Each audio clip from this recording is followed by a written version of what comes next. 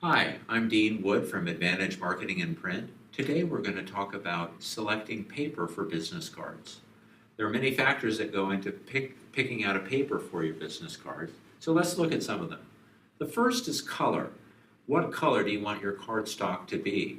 There are hundreds, if not thousands, of colors available.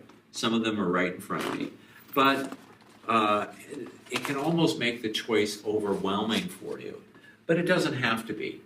So many of the cards that we do nowadays are full color. So the choice for a full color card is white.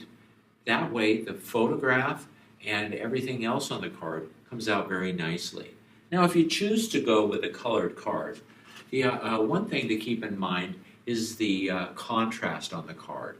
Especially for people that are older, it's much harder to read a card if there's not a lot of contrast between the color of the card and the print that's on it.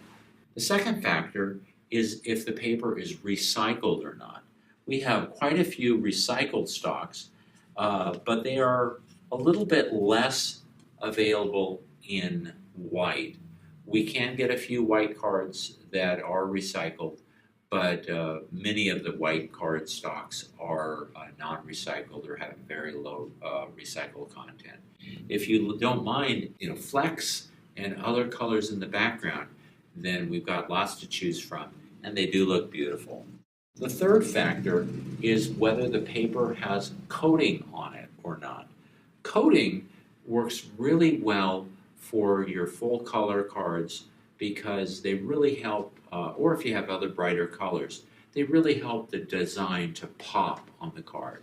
So coating is a finish that's put down on the cardstock.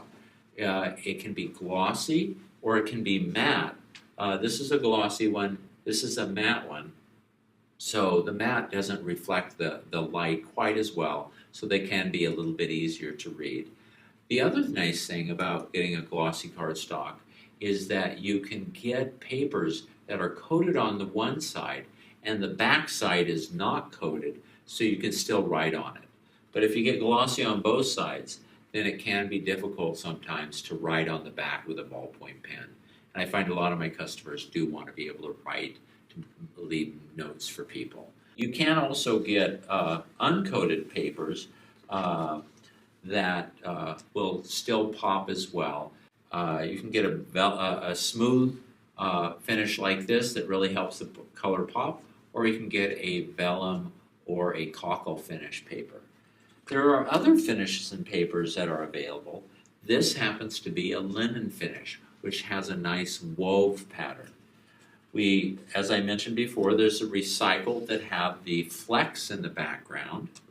And then there's a finish called laid, which has ridges that go across the paper and lines going down it.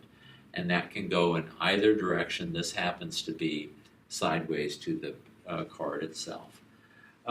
The final factor when you're picking out card is how thick do you want it to be.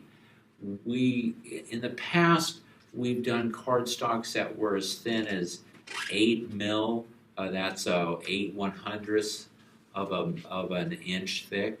Nowadays, the standard is more between 12 and 16 tend to be the average cards that we're doing. And we can even do cards that are as thick as 34 mil. So they are very, very thick. When somebody grabs this card, they really know that this is a substantial company.